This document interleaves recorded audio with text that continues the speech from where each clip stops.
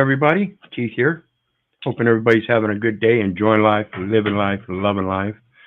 Want to remind everybody, hit that like, share, and subscribe button. And there's a PayPal link down there for anybody who wants to share some love, of course. And the StreamYard link should be pinned, or should be down there. I don't know if I've got it pinned yet, but yeah, the StreamYard link is down there for anybody who wants to join the panel. And we're going to be talking for a short bit about the social media and what is it to you. And this goes to the profiling aspect of how other people see you, you know, particularly like situations like when the police profile you, other people profile you as well. It's not just the police. Everybody pretty much profiles. Could be good, bad, or indifferent, but the reality of it is that you're the one that puts the information out there. So it's yourself that's presenting a profile. And this is the thing I talk about in these modern times. I see a popularity contest rather than people living on virtues and righteousness. And we have this society based on this popularity contest that I see that I remind people slowly we are turning into Hitler's willing executioners. And I think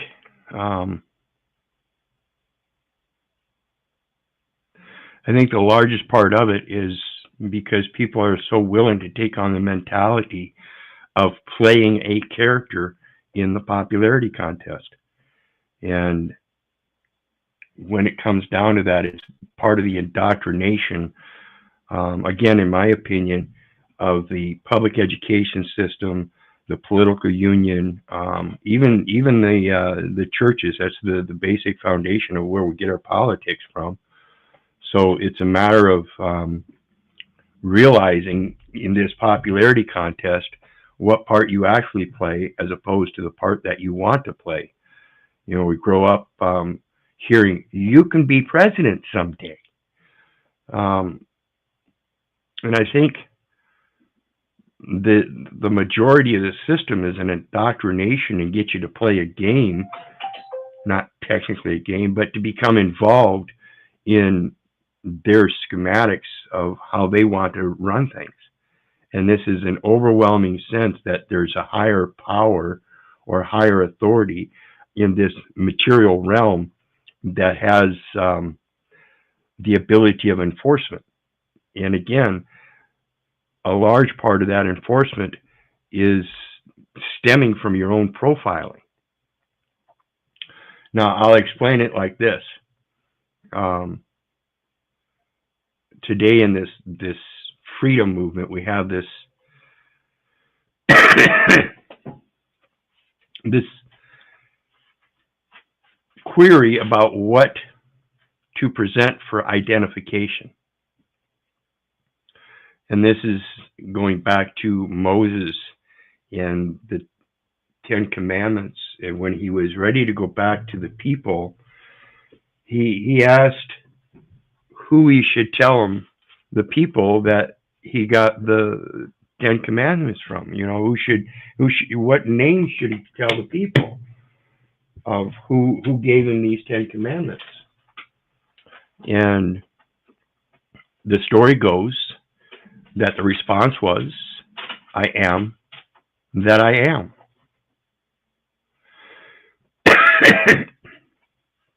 Now that seems simple enough because there's no names. And it goes again in that scripture to say he's a respecter of no persons. And we have this adage that actions speak louder than words. Yeah, people, I think, put so much stock into the future activities, like this president thing. You know, we put stock into what they're going to do for the people after they've been put into office, rather than on the merits of their actions in the past. This is why they're tearing down the DEI, in case you don't understand that. The merits of one's actions is how they qualify for those positions. And in this popularity contest as it keeps growing. And like I said, in my opinion, I see it, my observances show that we are slowly becoming Hitler's willing executioners. We are technically profiling ourselves to be a part of the profiling game.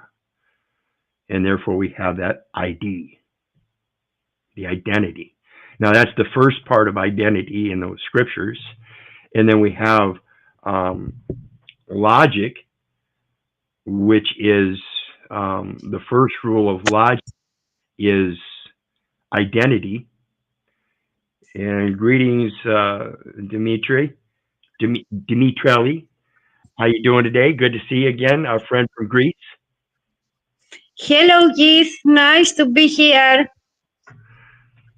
So what do you think about the aspect that I'm putting out so far, that when it comes to this society and the profiling, we actually do that ourselves with our involvement on these social platforms.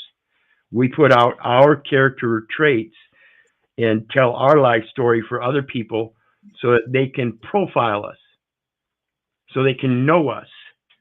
And that's really us profiling ourselves. We're the ones building that profile, right? Do you agree with that? Yes, I totally agree with that. But we can go to a trip, we can fall to a trip, to a trap. Excuse me. I was thinking about something else that we say in Greece. We are getting in tripaki, we say in Greece. So we are getting in a trap, building our tele persona, that is that different, totally different other thing than our actual self. Yes. Because many people outside there, they are making a profile of themselves totally different from the actual self. Yes. It's part of that popularity contest, and we have to build ourselves up. So a lot of people do that on this metaverse, you know. So we have now the third part of that identity. I told you about the scriptural, the I am. That's an identity factor, and in logic, it's a mathematical pattern. First, you have to have this in order to have this, and that's the first law of logic is identity. Again, going back to the foundation of what the actual thing is, and then the next step, and then the next step. So we are foundationally profiling ourselves on these social sites because we're the ones putting the first part of that information out there. Don't nobody else get that information from us until we give it. So in logic, we are identifying ourselves through these platforms. Then we have the third level, which is the state ID. You know, everybody around the world now has this issue with the state ID. I don't carry ID. I do not carry ID anymore. It's been 8 years. I quit all the banking and everything. And I'm learning slowly but surely how to reincorporate back into that corporate society so I can operate according to the necessities of life rather than a popularity contest where I feel like I got to keep up with the Joneses. Do you find yourself in the same battle trying to keep up with the Joneses because you got to uphold that ID that you profiled so much that you're a good man? And if you don't and you fail that system, then all of a sudden, now what are you worth? See, that's the thing about that ID. Everybody puts so much stock into that ID, but they do it through the popularity contest rather than the foundational element of I am what I say I am. See, I've spoken many times on this. I am not a who. I am not the noun. I'm not a person. I'm not a place. And I'm not a thing. I am a verb. I am a living soul, which in that form is an adjective, but in reality, I'm a verb. I am a living thing that is constantly moving. Even when I stop and rest myself, the electrical energies around me keep me going and keep me breathing. That is a verb. That is not a noun. That is a verb.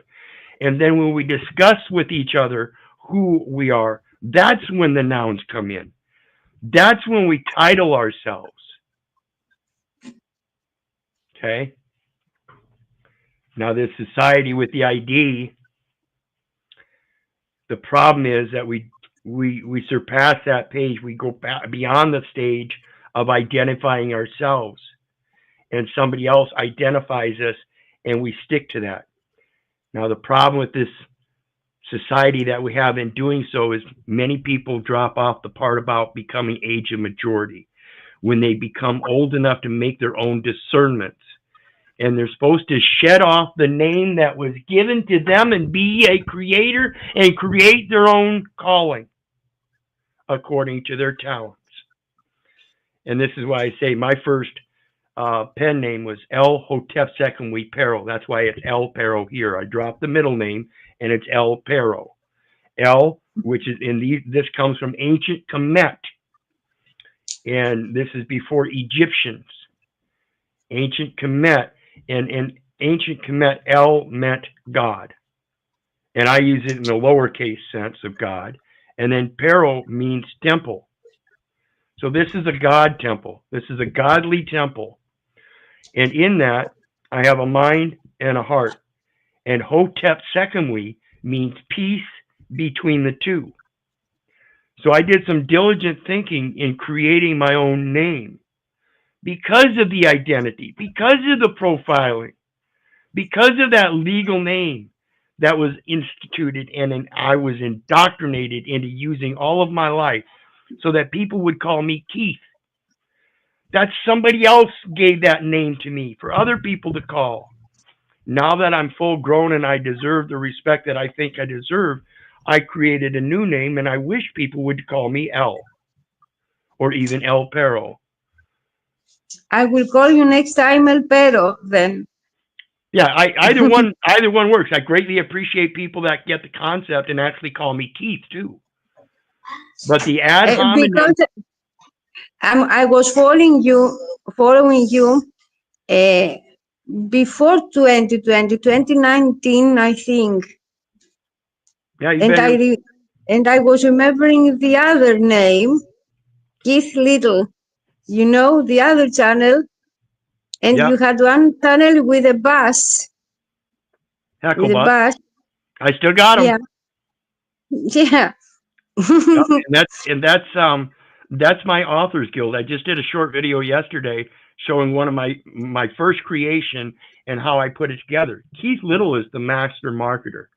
Okay, he's the one that's going to market everything. That's Samuel Clemens, as opposed to Mark Twain. Okay, and then you have El Hotep Pero is the director. You got at Paul Jr. and Hecklebus and Word Wizard, and it's basically my own little production company, all by myself, using my own profile aspects of the different characters that I present in society. So Hecklebus is the one that runs his mouth, so that means he's the sound stage. Word Wizard is the one that's going to break down the words, so he's the script writer, you know. Keith Little is the master marketer. He's the one that's going to put it out on all of his different channels and all of the different social sites and let people know who he is and what he's doing. And I think that's a large part of what people need to comprehend in their own life to produce their own life, rather than taking upon this profile of identity from somebody else and playing a character according to their rules. And I think if people can get that concept down of identifying themselves, that's the foundation of laying their own rules as well. You have absolutely right. Here in Hellenic Republic state, things are a little different right now. As you can see, my name, my given name, is Eleftheria. That means L is coming, LF6. L is coming. Dimitrelli, the surname, the strongman's surname, better. We can split it in two pieces. Dimi as demos, municipality, and Trelli as the crazy man of the municipality. And that's Wow. my real surname. For them, I am real who is coming and who is the crazy man, physical persona of the municipality state. Yeah, that's the person of the corporate Isn't entity. that funny? Yeah. See, it's funny. It's funny how that works out, huh? See, and Yeah. names do mean a lot. My name in origin, my name Keith Orland, and the last name is Little because of adoption. But biologically, the last name is Conrarty. So it goes like this: Keith means man of the woods. Orland is a different form of the name Roland, Roland. Mhm. They just reverse the R and the O. It's Orland instead of Roland, and it means renowned across the land. And then in German, Conradi means man of the law. So I come from the woods. I'm renowned across the land as a man of the law. Coincidentally, I'm growing this base of friends around the world based on the law. But I truly love my true nature of being out there in the woods, rather than this insane society. Yep. It's Matrix. We are living in a matrix, in a metaverse universe where people is all the time in front of a screen and they forgot the spiritual being, the spiritual aspect of their being. Yep. And like I just mentioned, I prefer being outdoors. I'm an outdoors guy. I love survival and gathering, hunting, and fishing, and I don't get a chance to do that in the last 8 years as much as I'd like. I do get out once in a while, but I'd really like to get out there more. So what I'm telling you, everybody, and I've said this on many panels that I've been on, this metaverse that we're involved in, and what you see right here is only 10% of the iceberg. It's the tip of the iceberg. So all you see is what's above the water. What's underlying the water surface you don't see. So there's only 10% of the tip of the iceberg showing. On the 10% of the iceberg that you see, you only get 10% of that because you're only seeing certain facets. You don't see Yeah. the back side, you don't see this side, you don't see that side, you don't see the top. So you're still only getting 10% of that. Now, the 10% that you actually see here, this goes to the actions speak louder than words. You see me on this metaverse speaking all the time, but that's still only 10% of that. So when you break it down, 10% of 100 of the tip of the iceberg is 10%. Then you got 10% of that 10%. Then you got 10% of that. You break it down, you're only getting 0.1% of reality on this metaverse when it comes to platforms like this. This is why it's so important to be honest. And this is why it's so important not to interpret what other people are saying and doing and then misrepresenting it, bearing false witness. If you're going to sit there and place a foundation of reality on 0.1% of what you see and then blow that up as if though everything is true, you're the one that's in error there. And this is why I say we've been indoctrinated deeply to live an erroneous life, produced by somebody else according to statistics, and we want to stay in the norm and not go outside those bounds. But that's what I'm saying here today. Is it's so important to push those bounds. Otherwise, we get lined up in this nice soft cocoon of comfort and cupcaking and sugary things, And when something bad happens, nobody's prepared. And not only are they not prepared, but they have no idea what to do. None. So it's very important to understand that these social platforms that you're building can be your own downfall if you don't know what you're doing. You're actually, again, strongly in my opinion only, because there are no foundational facts as this that I've done any research on. It's just my own interpretation that you are putting yourself in harm's way if you don't do certain things to be preemptive and make sure things are clear. Because when you put things out there that people can take and run with, and whether you make them clear or not, other people's interpretations, false interpretations, they will still run with them. But this is why your foundation has to be so strong and sure of know thyself. Only I can know myself. No one else can know me. They can only see and interpret certain details of what they observe of me. And so if I'm only observed here, they're only getting 0.1%. The people that I live with here in this community, it's like this. See, on this metaverse is where people speak about this short mustache. And rather than speak competently about it, they want to go to an ad hominem attack and start calling me Hitler. Okay? Too bad for them. Exactly. Too bad for them because I know better. But out here in the real world, when I'm out about in the public, going into the public buildings, particularly city council, meeting with the mayor at City Hall, these people say nothing about it. They know better. They don't have the heart to say it in the real world. Again, it's this metaverse and it's 0.1% of reality that people get so barrel chested and feel like they're mighty enough they can say something about it. See, in this metaverse, your actions speak louder than words through your words. Because there are no real actions here on the metaverse.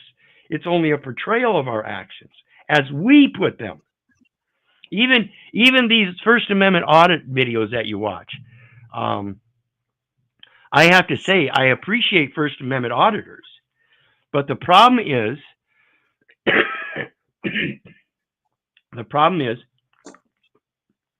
that many of them don't go to the foundation element, which is the jurisdiction and knowing thyself. They still want to claim that ID. Can I see your ID? Well, have I committed a crime? That's not my response. Jurisdiction is set by statute. Yeah, and when they ask me for ID, I don't ask them, I don't respond with, well, have I committed a crime? I literally respond with, I don't have ID. So what are they going to do then? Well, what's your name? Well, I don't have a name, as names are hearsay, but I do hear that I've been called Keith since I was a little boy. Mom and Dad call me Keith all the time. And when they get mad at me, they might call me Keith Orland. Now, I hail from the family Little, and I hear I was born around August 20th, 1966. Now, the information I gave them verbally in the English language is very concise, and if they convert it, then that's on them. I'm not the one that's bearing false witness. That would be them bearing false witness, saying that I identified with a first and last name when I never did any such thing. I never gave them a first name. I never gave them a last name.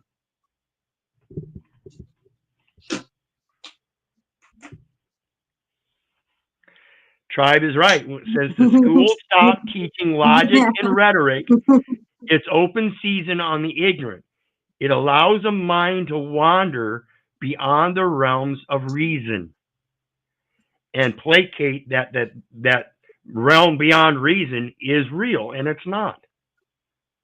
Very good point. It says AI is in full control of social media, and I am going to Deny that. Objection.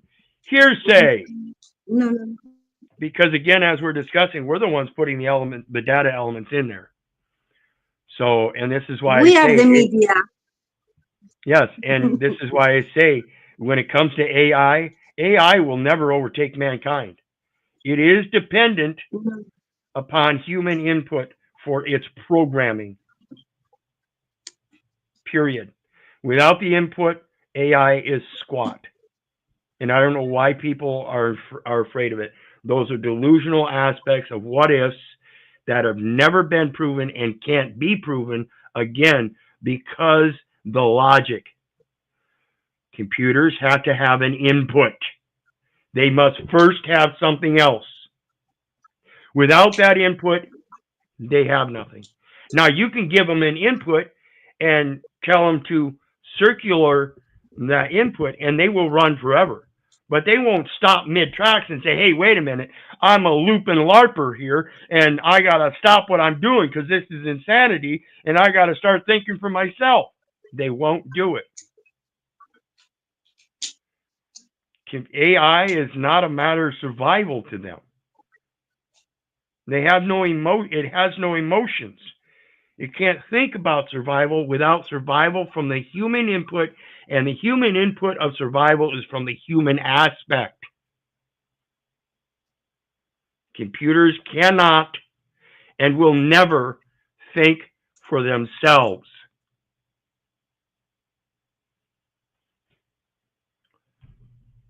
We are the ones putting these profiles out there.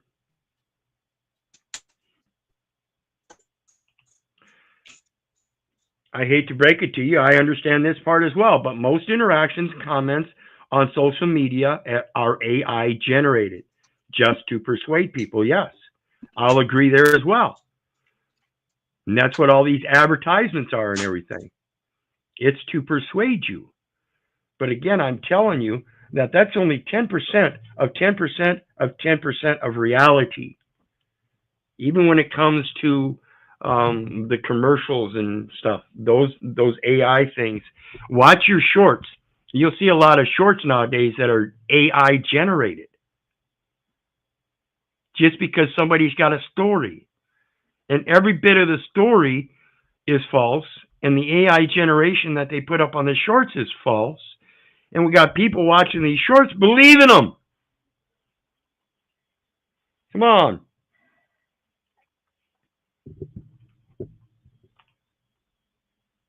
Gaining Wisdom, greetings, says, my given name, Steward, Protector, Jacob, to supplant, seize, follow, my God, protect, and hail from the family, the fountain. Interesting, yeah. Yeah, your cup well is over. Seldom are our thoughts our own, and I'll agree with this again. This is why I think it's so important that as we grow and we learn, we take upon a thought process to be able to learn ourselves, to be able to do that without the outside sources, to be autodidactic. I just did a video on that not too long ago as well. I am one of those such people that I am very autodidactic. I like to do my own research and compare it to other, do research and compare this information with other information and be able to come up with my own discernment. And that's important. Again, this public education system that we're brought up in is the indoctrination into remembering certain details so that we don't waver, so that we embed those into our lives. So we become programmed. And that's part of the program, being programmed. Remember the old TV? I'm sure Tribe remembers when the TV kicked off at midnight. It said, thanks for watching our programming. That's literally what they're doing. It's a popularity contest, and you have to follow a program, and that program is subliminal. Where is it? I hate to break it down to you, but most interactions, comments on social media are AI generated just to persuade people. That is subliminal programming. And though they made a law said that you can't do that anymore, we have a internet that propounds it exponentially. Not only do people not want subliminal messaging, as according to the law says, but they don't understand it because now they're using it themselves. Like I said, they're creating shorts with a little storyline and AI generation, and that is technically subliminal messaging, subliminal programming. And I always like Tribe. He always comes out. He's got that logic and reason himself. And logic and epistemology are necessary to mitigate undue persuasion. Epistemology is the root knowledge. You have to have logic and root knowledge, and that root knowledge comes from your observances, not from somebody else telling you something to remember. So you have to have that thought process to be able to observe something yourself, take it in, contemplate it, and put it back out in a good, comprehensive, and truthful form. Without that, a lot of people fail. And so I agree again, Tribe, logic and epistemology, the root knowledge, and that's what this indoctrination system through the public education does. It does not allow us the access to epistemology because it indoctrinates us to remember what the teacher told us, remember what the history books tell us. That's the knowledge. No, that's knowledge from other people's observances. And as we know, the world changes. So in order to stay up with my own world, I have to observe my own world. Not the days of pirates of the 1600s, not the days of Egyptian slavery, where the Jews or Israelites were enslaved. You know, I can't make that my reality because it isn't.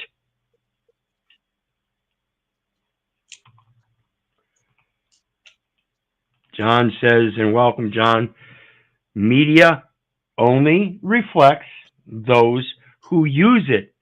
Yes. So I say we're the ones putting the information in here, right? And it only reflects that which I put in. Smart channels like El Perro mirror those who want to think more and grow. That's why I'm pointing this out. I see so many of these debates going on in these panel verses, and I have to give Flow State kudos here. I don't know if you guys know Flow State, but go check him out. Flow State, or he's got another channel called the Powdered Dusty. But when he gets in debates, and he doesn't do it all the time, he does do some straw manning, but I love it when he goes up on panels and does some steel manning. Because that's, I think, effectively your best debate tactic is steel manning. Because if you can take the points of your opponent and highlight those points in a logical pattern to show them how once you get to this point, all of a sudden you're dropping off a cliff, then that's how you do it. You walk their debate right off a cliff. It has no ultimate path except to the end of a cliff. That's a good steel man argument if you can do that. That's what logic is all about. You have a pattern and a path. The pattern follows this way, and it does this, and this continuously along this path. But as soon as somebody goes off their logic path and says something else, boom. And matter of fact, let me pull up a video. I've got one lined up for the insanity shorts. And let me see here.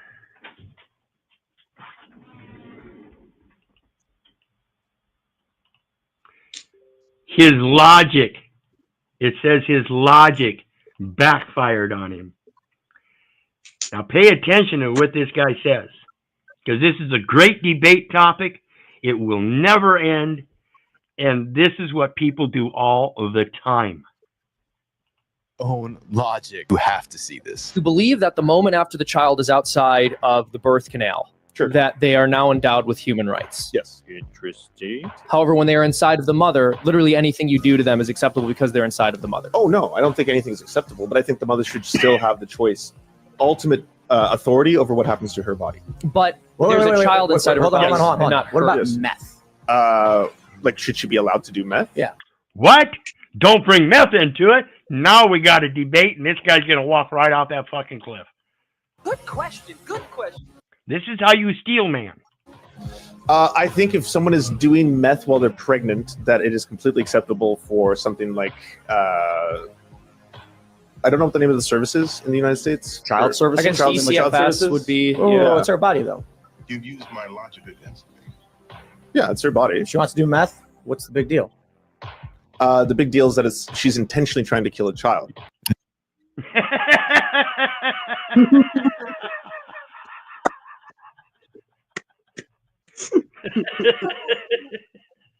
let's let's not have abortions and make sure mom has a choice, but not the child, right? Well, what about meth? Well, then it's mom's choice, isn't it? I get mad when someone, a female man, I would say, says that is her body. It's not only her body, because we have two different spinal cords, aren't we? Yes, Two one human is brains, two different heads, shoulders, feet, genetical ID. and this is why one's spirituality is so important when it comes to this topic of abortions. Remember, back in the day, I can only imagine before we had any kind of society even, and we were just these cave dwellers, and a woman had a baby, as averse to a woman aborting a fetus. That was a natural process. Okay? We've taken that natural process and made it a choice. I don't think it should be a choice. I think as men and women coming together to procreate and replenish the earth of humans, people, mankind, whatever you want to call it, we have a higher obligation to assure life and not just placate to somebody's personal choice. So ladies, I understand there are certain situations where now we have medical society that can determine that if the baby is born, the mother will die, or that if you save the mother, you have to kill the baby. I understand that concept, but it's very rare. It is a one-off. It is not something you should build the rest of the medical society and fraternity on. Maternity. Let me tell you something else. Well, Let real me quick, tell here, you something else. let me For this finish. thing, Let me finish up real quick, because when it comes down to modern medicine and this medical society, I urge both men and women to think cohesively about this, that it's a natural process. We don't need to go to the hospital to give birth. I strongly think we should get back to giving normal births, water births, tub births, pool births, whatever, with midwives and people that can take care of a good, healthy living soul. And when those ones come out that aren't healthy, that midwife that's on standby can connect with that has a previous connection with that medical society, because then we can do something about it. But to make that choice beforehand, I think that's atrocious. Go ahead. I am a birth doula personally. Personally, I'm a birth doula. I had 13 miscarriages in 5th week, and I have 2 sons right now. The one is with autism, caused by a vaccine that he took when he was 3 years old. The same vaccine was given to my youngest son, and he didn't do it nothing. He didn't got sick with autism. Was the proportion of the mercury in that particular, how we call it, partida. I'm trying to find the word in Greek, not in Greek, in English. We're calling when the ship who arrives with particular medicines was up Yeah, from the portion with mercury, yeah. not 0.0001%, but was accidentally, I believe, I want to believe, with 3.000.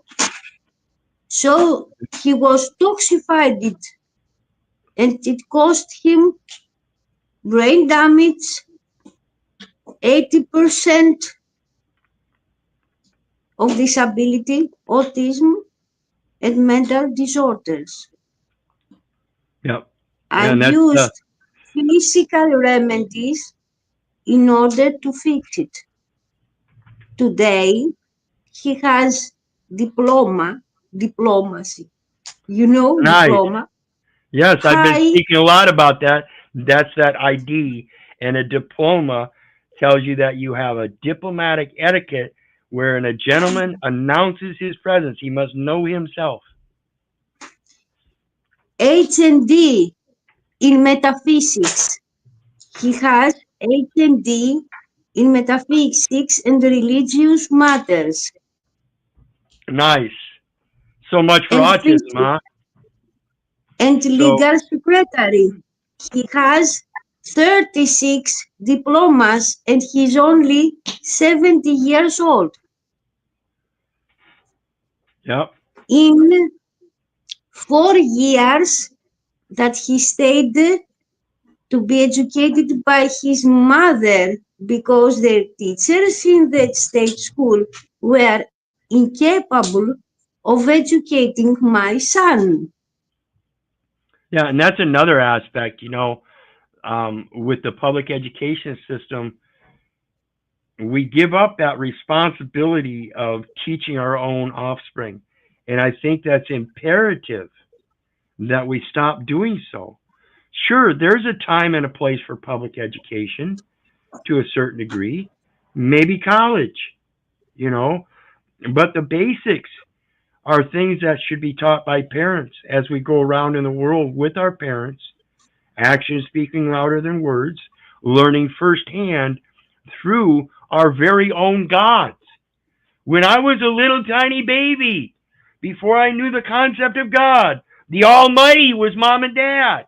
That's who I listened to. What That's happened? exactly. Here in Greece, the education is supposed to be obligatory. You are going to prison if you don't go to register your children of the parents, pair of rents, Yep, and that's the state can take your children away from you to yep, give them for that's the same adoption. that's the same CPU. perception. Yeah, that's the same perception here, but we have to understand to learn how to read these laws, and you'll find different. I've got a friend I'm going over to Thursday because they've got CPS getting involved in her life. And according to the laws, the way they're written, folks, and you'll have to do your research. Don't believe me. Don't believe the neighbor. Don't believe the government, for crying out loud. Don't believe your mother. Do your research so you know. When you do your research, you'll find out these laws are all about adoption and foster care when it comes to children. And when you start talking about I'm the biological mom or I'm the biological dad and that's my offspring, that's my heir apparent, that is my biological child, and they have difficulties. So I have a friend I that's going have that unregistered. I have unregistered my sons from the beginning of the COVID-19, 2020, September, I told them that these are not children, are physical persons. Correct. I did UCC 308 2 years after, in 2022. I got a diploma of diplomacy relations. And I Nice. studied the law because I was watching your channel. Today, I've got a level 7 in criminology without giving an oath to the Bar Association Registry. I'm legal advisor and financial advisor in UK because I cannot practice here in Greece. My certificates are not valid here. So I'm trying to educate Greek persons in order to understand that we all were citizens of District of Columbia because Hellenic Republic SA is in New York. We are all citizens except of them who are doing UCP 308. All the others are considered to be civilians of District of Columbia. So the law must be here in Greece also, the US code or the UCC. Yes, it's actually, if you understand how it works, folks, it's actually international contract law. Look up UNCITRAL. United Nations. Yes, United Nations International Trade Law. And this is the UCC at your state level. It's the same thing, different words. The law is construed to be uniform throughout all jurisdictions. So what they did was they just trickled it down from the international law. They make international law and then they trickle it down. Like here in the United States, if a state gets implements a new law, the other states can take a look at that under the equality of the law among the states and say, well, we want to interpret that and incorporate it in our state too. So the states get to do that as a power of their own under the 10th Amendment of the Constitution. Okay. Now, once there's 23 states put together that implement that law, they can then go to Congress and have it implemented on the federal level, where it will then apply to the other states as well. It's all contract. I was talking about simulating legal progress and process. Yes, you can find it's all a simulation of process. Yep. Yeah. And you know what that simulation? I was playing the police officer who are police agents of the state who is in New York, that they were simulating a legal process of calling me in the police station in order to tell them why I am not putting my children inside the state school. Yep. And see, the law as it's written, people that follow that law, they're doing it under personage. And that personage is that he's no respecter of persons. And you're, again, like I said earlier in the stream, you have been indoctrinated to believe you are the person, and you're not. I'm not the person. I'm not the legal entity. I'm just the beneficiary. And that's all they can regulate is the fictional person. In other words, all they have is the paperwork. the paperwork that you get in the mail and the applications and the registrations, those are official documents. Official documents for offices. I don't have an office. I don't need them. Yeah, that's exactly. It's like I explained. It's like I explained. Just so everybody knows, cancer free. I just had my most recent PET scan, and it came back and said I'm cancer free. And one of the things I discussed about that was these documents that they send me for this immunotherapy. And what it is $17,000, $459 every time I go in and get immunotherapy. That's what they say the cost is. Okay. So then they send me this other document that says denial of payment. So what they're saying is they're denying the payment of $17,459. So they put the principal on there, then they put the hospital on there, and then they put me on there. And they specifically say on these in this paperwork, let me pull it up.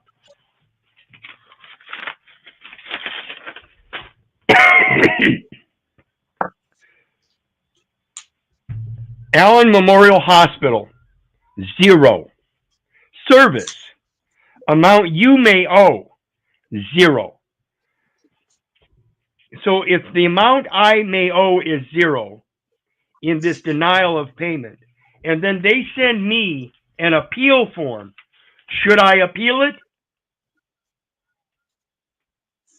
Do you have any contract with them? No, the contract I have is a sales agreement from the emergency room that says customer agrees to make third-party payments so long as it's understood that credit is given to the customer's account. They don't want to give me credit. So they say I don't owe them anything. The amount you may owe is 0. So they're not going to charge me anything because the stipulation is that if I have to pay, you have to give me credit. That's exactly. Yeah. So why would I appeal it? They're telling me I don't owe them anything. So I don't appeal it. And what do? 6 weeks later, I get another one for the next treatment. And then they send me a denial or an appeal. I don't do anything with them. They sit here and I read them. I don't fill anything out and send it back to them. It tells me right here I have evidence. They're telling me I owe nothing. Why would I dispute it? So it's really a matter. You can use Title 15. Well, no, I am using Validation of debt. Validation of debt. Right. 15 U.S.C. 1692. You go through all those different sections in 15 U.S.C. 1692, and you will find out, yes, fair debt collection practices. They have no authority to talk to me about a debt unless I give them a handwritten statement stating so. So these third-party debt collectors that don't have a handwritten statement of consent to communicate with me about a debt are making false claims, and I don't talk to them. I talk to the court, and I let the court know I'll be doing a forensic securities audit. And if you want to get involved and foment this fraud, you go right ahead, because that forensic securities audit is going to be on court documentation where you accepted documentation from a third party that has no knowledge. That's exactly. So anyway. Do they have a signed invoice? Do they have a signed invoice? No. Everything I get is just a. You were in pain. You went to the emergency. They don't have your sign of nature. Oh no, they do. They have my autograph on that emergency room sales agreement, because there's a clause in there that says that if I agree to make payment, they have to give me credit. So I signed it, but I signed it Benefactor. As a benefactor, okay. The benefactor gives to the beneficiary. Yes, Isn't that gaining, right? yes, gaining wisdom. This is why I'm against that public education system. We have to learn to teach our own children and teach our children to be autodidactic. Says gaining wisdom says so the people who are to hold the government accountable are educated by said government for the most part. Yes. And that's the major problem. The government, that is, has a curriculum that doesn't teach you about civics. Think about it. If Alice Kyria was to come to America as an immigrant and want to become a United States citizen, she would have to take a civics test and pass the civics test. The American residents, the American citizens, the people that are born on this land are not required a civics test.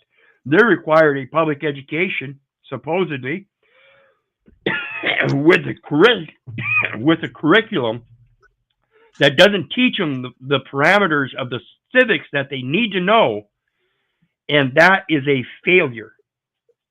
Because if you understood this electoral college, you'd be just like me, and you'd have never registered to vote. I have never registered to vote for these people because I know it's a matter of opinion only. And if they don't like the people's opinion, they will vote the way they want to. And we see this on the local level all the time, where you have parents in this DEI thing talking about, well, we really don't want our teachers to bring in sex education into the school and teaching our children about transgender and gay and all this. But guess what?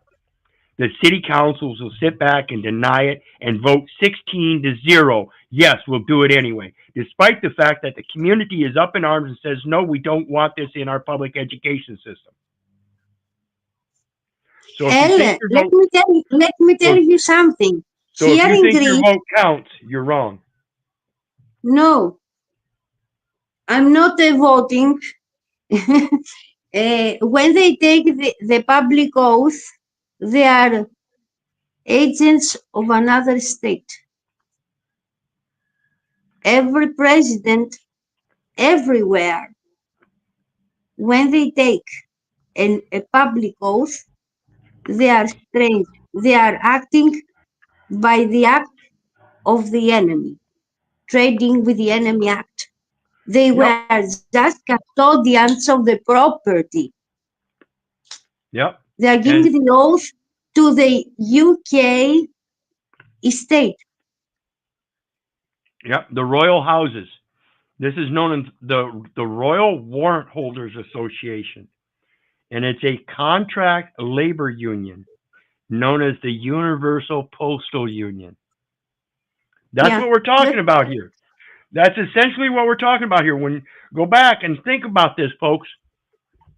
You get on Facebook. Judges and executors inside the courts are members of the post office, members of the board of the post office. Yes, it's a judicial officer department, which is a neutral and independent forum within the Postal Service, comprising of the judicial officer, the administrative law judge, and the Postal Service Board of Contract Appeals. Now, think about this, folks. When you go onto Facebook or any other social platform and you make a writing and you want to put an article out, you are posting. And they even put a little button down there that says post. Yeah, you are 3 posting. days. It's like gluing something in front of someone's central door. 3 days. The canon of lemon, the lemon canon. When you go to the bank and you are writing an application for a loan, 3 days are passing before you take the money. Yep. Money, assets, now think about this. Value. L. Micah L. says, Keith, are those sanctuary cities in violation of Trading with the Enemy Act? When I saw the congressional questioning with the mayors, that's what came to mind. Think about this, folks. These sanctuary cities are part of the Trading with the Enemy Act. Because when you become part of that sanctuary city as a resident and get that ID, that green card, guess what? You have just handed over your rights and interests, which is property itself. You've just handed those over to the Trading with the Enemy Act as part of the government's assets. They have taken those details, those data elements, and now you have become a member of their sanctuary city, and they have access and authority over your assets. They don't care if you're an immigrant. They're fomenting the Trading with the Enemy Act as a commercial program of economic warfare. That's all it is. And with that, we've come to the end of the stream for today. I've got a Zoom class I've got to get to. I want to thank you for coming up and sharing your thoughts and insight. Always love having you here. I see you're very well studied, and I would appreciate all kinds of people like that on my panel. So feel welcome to come back again the next time. And what do you got to say on the way out, sister? Thank you very much, because you inspire all of us. We are so few in Greece, under 10. Yep, but I think you We got are it down pat. watching you. The others are too shy to be in the camera. But you must know we love you very much. We appreciate everything you do. Everything you do. All glory goes to the Most High. We are watching you from 2019. You told us to study the law, and that's the thing we are trying to do. Mistakes was made in the process, but that's the real thing. We are trying the best. Yes, that's all we can do. That's all we can do is do our best to improve things, not just for ourselves, but the most imperative thing is that younger generation. That educational element is the give a man a fish, you feed him for a day. But if you teach him to fish, you teach him to feed himself for a lifetime, and that lesson is then spread on to others. He becomes a teacher himself. That is the imperativeness of teaching your children, is so that they can become teachers, not just so they can eat. And that's what we've done, is we've given up that education from our parents and we pass it on to somebody else. And I don't think we should be doing that. So I want to thank you. A very past episode. You were saying that we must teach them to catch the fish by themselves, to become fishermen. Yes, absolutely.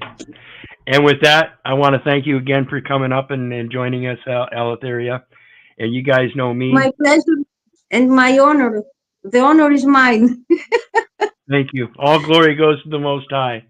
And with that, we've come to the end of the stream. And you guys know me. I love you. But I don't give a rat's ass whether you love me back or not. That's to say, I don't care if you hate me. I don't care if you don't respect me. That's on you.